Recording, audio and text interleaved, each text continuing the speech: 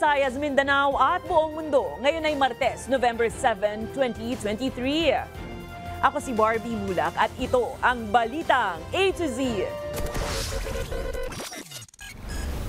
Dahil sa hindi pagpirma sa resolusyong nagtataguyod sa integridad ng Kamara, Pampanga Representative Gloria Arroyo at Davao City Representative Isidro Ungab inalis na bilang House Deputy Speakers. Kalmadong tumigil sa labas ng barangay at binaril. Driver ng riding in tandem na bumaril sa barangay Kagawad sa Pasay City, nahuli na ng PNP. Ang nag-ambag ng malaki sa pagbagal ng inflation sa food and non-alcoholic beverages ay ang mas mabagal na pagtaas ng presyo ng vegetables. Inflation rate ng bansa noong Oktubre bumaba sa 4.9%. At sa ating balitang showbiz, BTS member na si Jungkook nakatanggap ng pagkilala sa Guinness.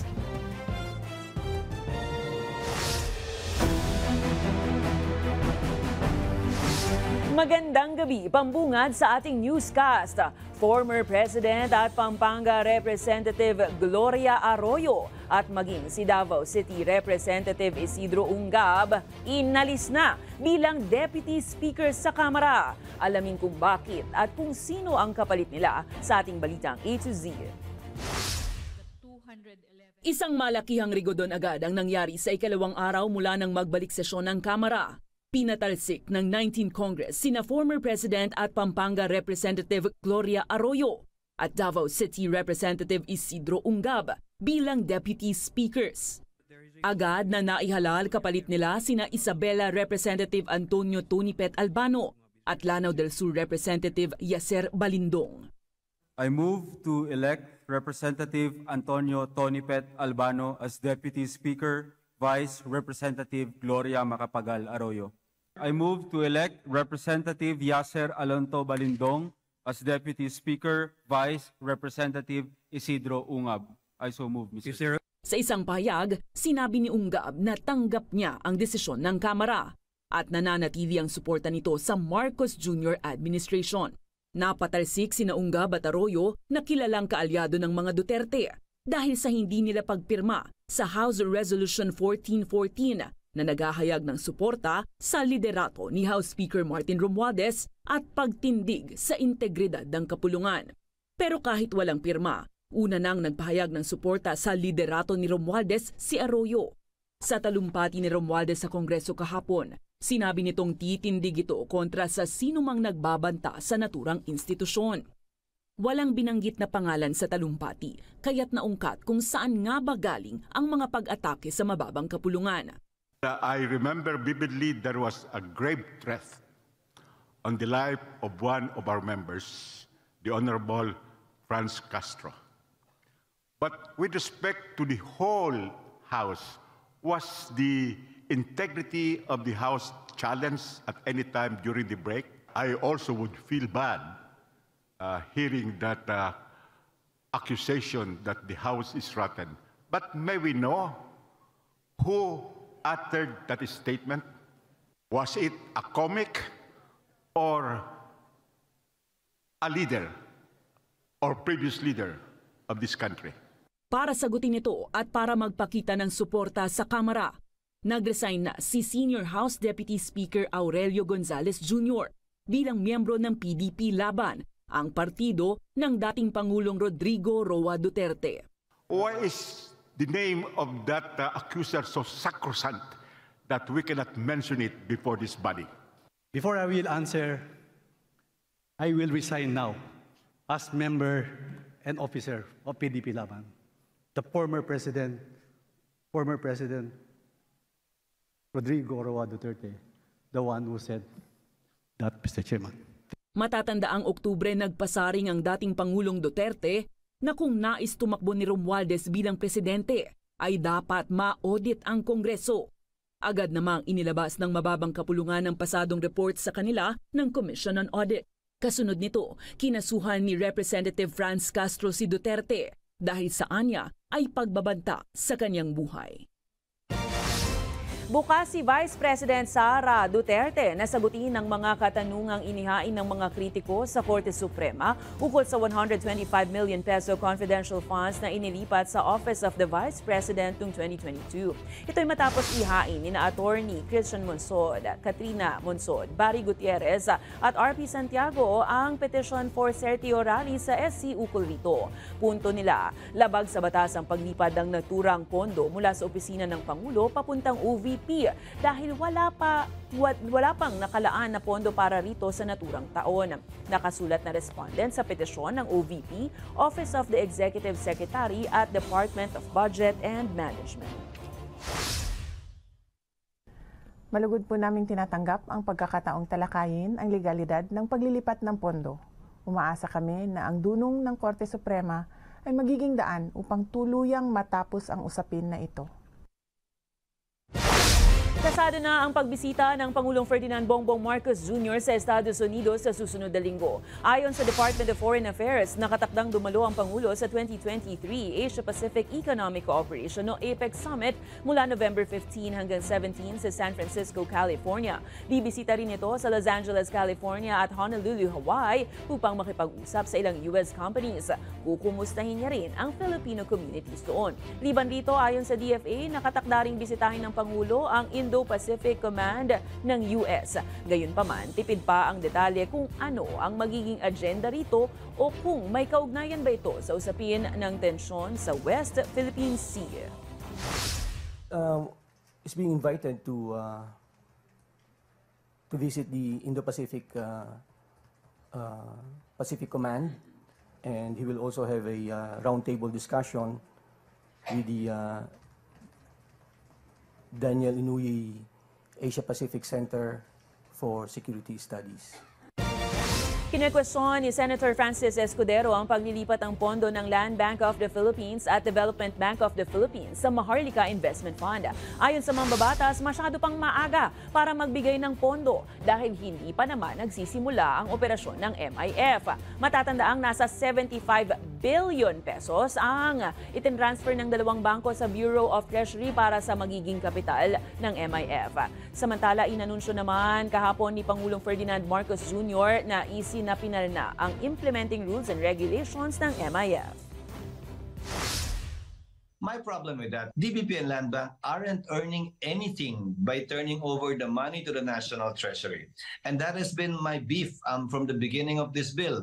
Ni wala ka pang presidente, ni wala ka pang staff, ni wala ka pang opisina. Sayang naman yung kikitayang interest at fiscal space na pwedeng magamit ng Land Bank at DBP.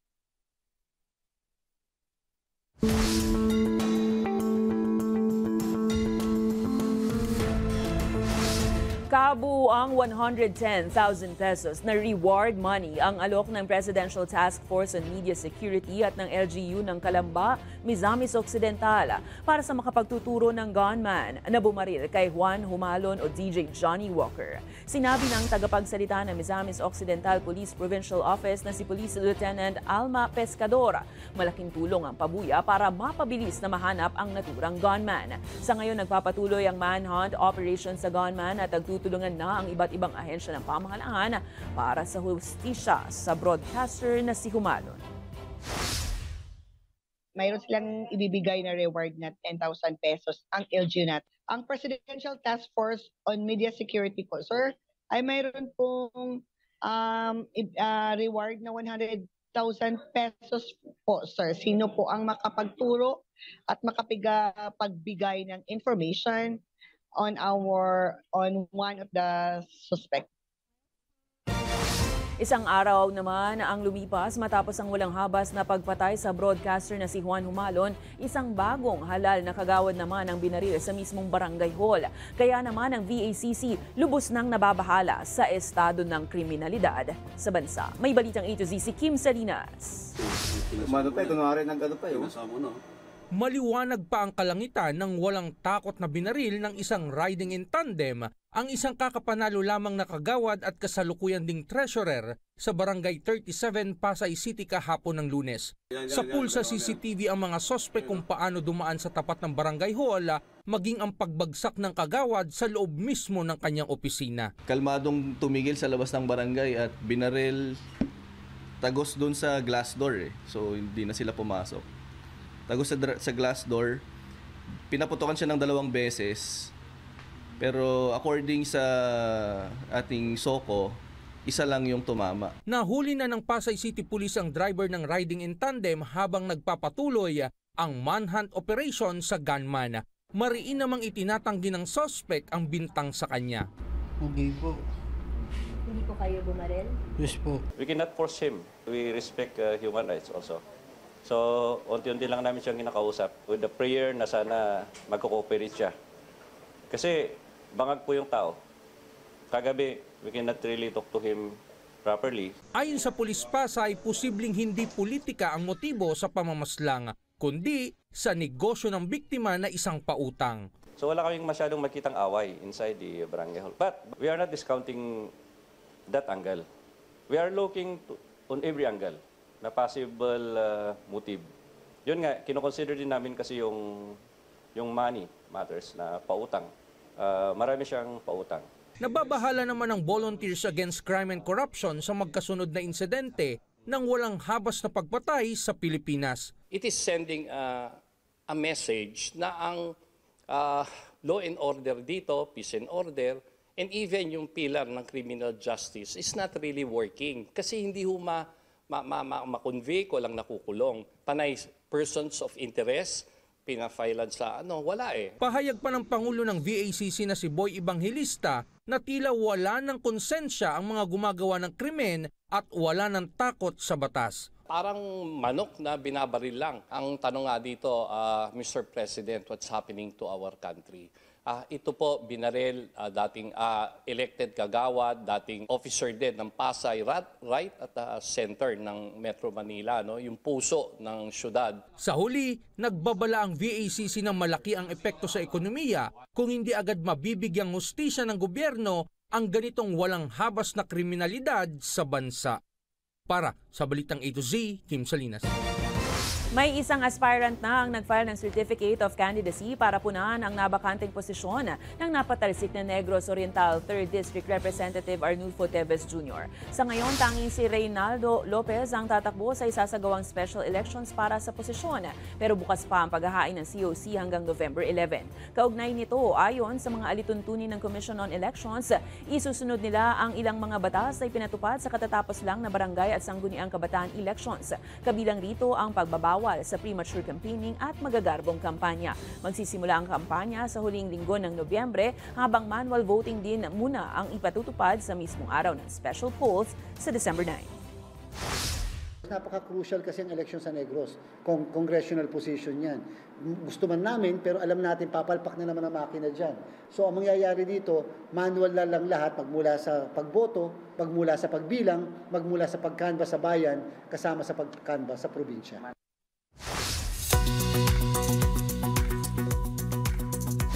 Bumaba ng ilang porsyento ang inflation rate ng bansa noong Oktubre batay sa datos ng PSA. Gayunpaman, hindi ito ramdam ng maraming Pinoy, kaya't para sa NEDA, dapat mapantayan ng pasahod ang inflation rate sa bansa. May balitang A to Z si Ace Cruz. Bumaba nitong Oktubre ang inflation o antas ng presyo ng bilihin at serbisyo sa bansa. Sa datos ng Philippine Statistics Authority o PSA, bumaba ito sa 4.9%, mas mababa kumpara sa 6.1% na naitala noong Setyembre. Ang nag-ambag ng malaki sa pagbagal ng inflation sa food and non-alcoholic beverages ay ang mas mabagal na pagtaas ng presyo ng vegetables, tubers, cooking bananas at iba pa na may 11.9% inflation. Pero para sa food delivery rider na si Wenny, Hindi ramdam. Kaya't hindi pwedeng hindi raw maghahanap ng dagdag pagkakakitaan. Minsan po sa umaga, babiyahe ng angkas, tapos pag out ng gabi, diretso na rin po angkas. Matinding balanse talaga ng paggastos ng pera. Ganito rin ang sentimiento ng fresh graduate na si Richelle. Malaki rin po yung nagagastos namin. Nagtitipid pa po yun. Lumalabas sa datos ng PSA na isa sa nagpababa ng inflation ay ang presyo ng gulay sa 11.9% mula sa dating 29.6%. Ramdam ito sa Q-Mart sa Quezon City, naabot sa 50 pesos ang ibinaba ng presyo nilang gulay at may baring tumaas. Kung kaya't ang ilang nagnenegosyo, hirap balansihin ang gastos at kita. Pati yung Ricardo nga yan, sibuyas. medyo bumaba ng konti lang. Eh yung mga gulay, mahal na rin yung gulay. Kangkong, 15 na, imbis na 10. Kaya yung sistema, di pagkagulay, di konti lang yung gulay na ilalagay mo. Kaugnay nito, sinabi ng National Economic Development Authority o NEDA na kung tutuusin, dapat naayon o swak ang sahod ng mga manggagawa sa inflation rate para mas maramdaman ito ng publiko. Ang kailangan din kasi dyan is may karampatang increase in the incomes. No? So kaya dito, papasok din dito yung mga programa to make sure that we increase the employability of our workers, we improve on their skills. Kaya talagang all of government approach talaga to, no? Pero kung si NEDA Undersecretary Rosemary De Leon ang tatanungin, susuportan kaya nitong umento sa sahod? It's working right now because the regional wage boards, sila, as you know, it's composed of employers, employees, and then yung government. So mas alam nila yung sitwasyon sa region nila kasi you really have to balance the labor situation at saka yung mga the investment situation. Sa huli, tiniyak ng NEDA na on track ang administrasyon para maabot ang muling pagpapababa ng presyo ng bilihin, partikular na sa bigas at iba pang agri-products. Para sa Balitang A to Z, Ace Cruz. Inaasahang tataas muli ang presyo ng palay dahil tinamaan ngayon ng peste ang mga palayan sa ilang lugar sa bansa. Ayon kay Sinag Chairman Rosendo So, isa sa mga tinamaan ng peste ang Isabela Province kung saan kilalang malaking rice producer ng bansa. Dagdag ni So, stem borer ang tumama sa kanilang pananim kung saan naninilaw at halos malanta na ang dahon ng mga ito. Nangangamba din ng grupo na posibleng malugi sila bunsod ng hindi na mapakikinabangang mga apektadong palay. Nananawagan naman ang Sinag sa pamahalaan na muling ibalik ang price cap sa bigas. Ang Isabela Miller and traders bumili sa Pangasinan and Nueva Ecija. So kaya lalong sumipa yung presyo pataas. 2 weeks ago, di ba, nabanggit ko na tumataas yung farm gate price, dapat magkaroon ng cap, pero hindi nangyari yung cap. So tuloy-tuloy yung pagtaas ng presyo ng pagbili ng palay. Susunod, environmental issues sa bansa sisilipin ng UN Special Rapporteur. At sa ating balitang showbiz, ang kwento sa likod ng world record ni BTS member Jungkook. Abangan ang kumpletong ulat sa pagbabalik ng Balitang A to Z.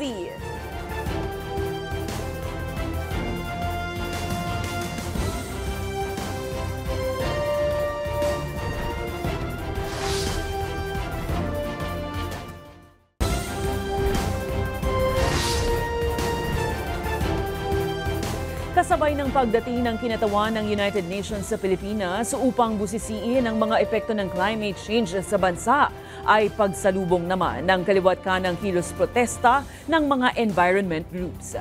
May balitang A to Z si Ian Maghanoy.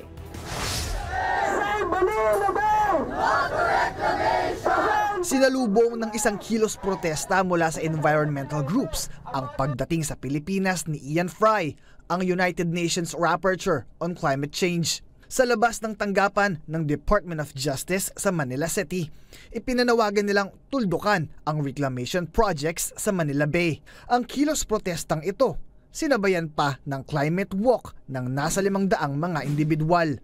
Sa nakalipas na buwan, tinawid nila ang Luneta Park sa Maynila hanggang sa San Juanico Bridge sa Tacloban. Ito ay upang alalahanin ang pinsalang idinulot ng Bagyong Yolanda.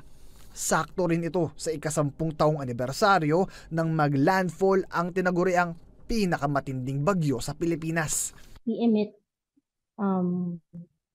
less than the industrialized nations, right? And it's only fair that we demand climate justice because yung mga industrialized nations, business as usual sila. They have the plans of decarbonizing.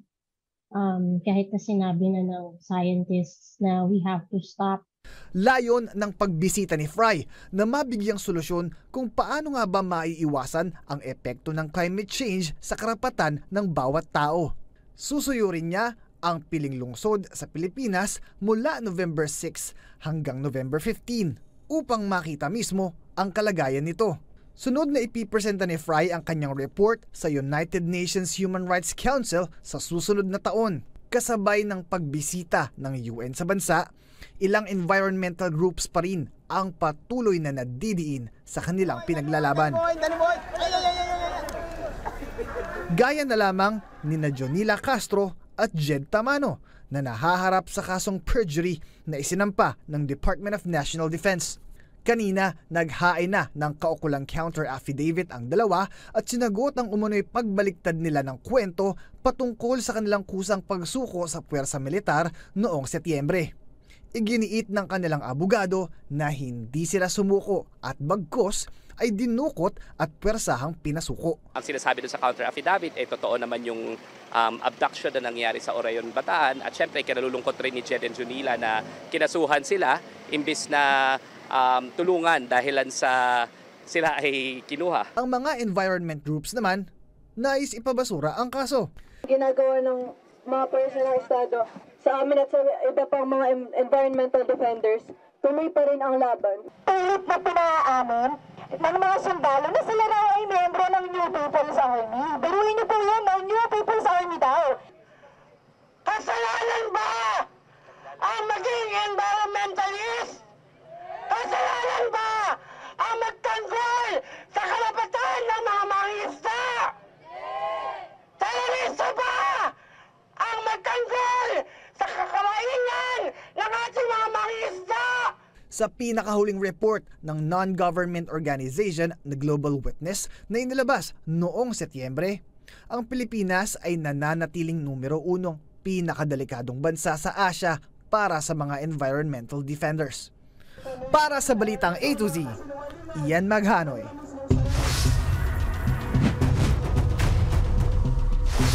Inaresto na ng National Bureau of Investigation ang pinuno ng Socorro Bayanihan Services Incorporated na si J. Renz Kilario o mas kilala bilang Senyor Aguila dahil sa kasong human trafficking. Bukod kay Kilario, inaresto din ng 12 pang opisyal at miyembro ng SBSI habang wala ring inirerekomendang piyansa para sa pansamantalang kalayaan ng mga ito. Naging maingay ang issue matapos malaman ng mga mambabatas na mayroong 1,000 menor de edad ang umano'y biktima ng human trafficking at sapilitang ikinakasal sa bayan ng Socorro sa Surigao del Norte.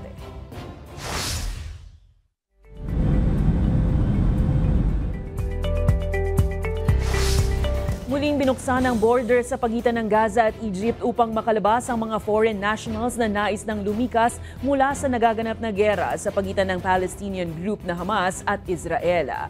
Kabilang narito ang nasa 39 na mga Pilipinong pinayagan ng makalabas at makauwi sa kanilang mga pamilya.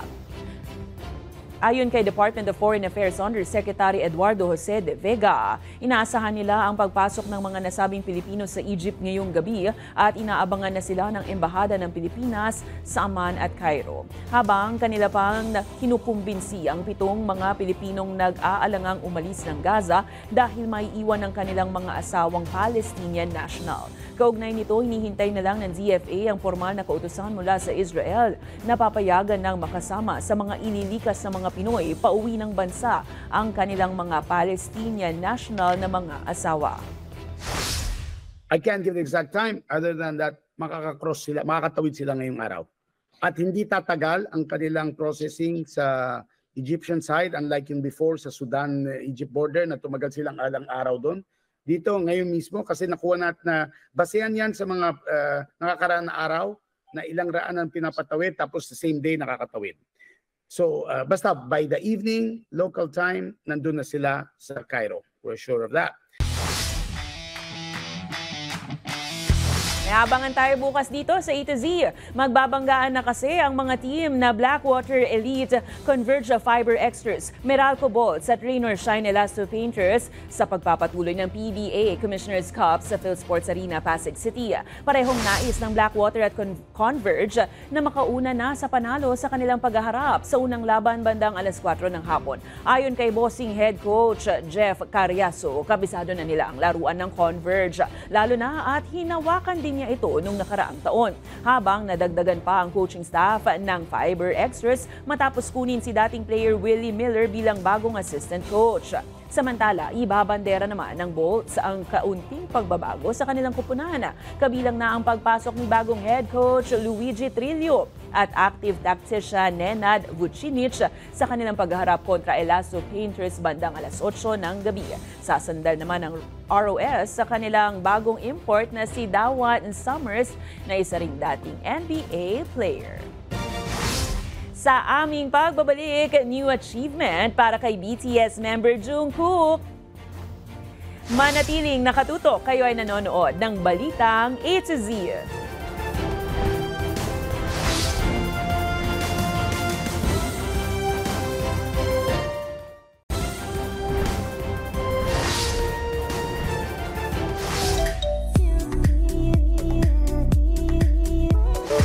BTS member Jungkook nakatanggap ng pagkilala sa Guinness dahil sa kanyang single na 7.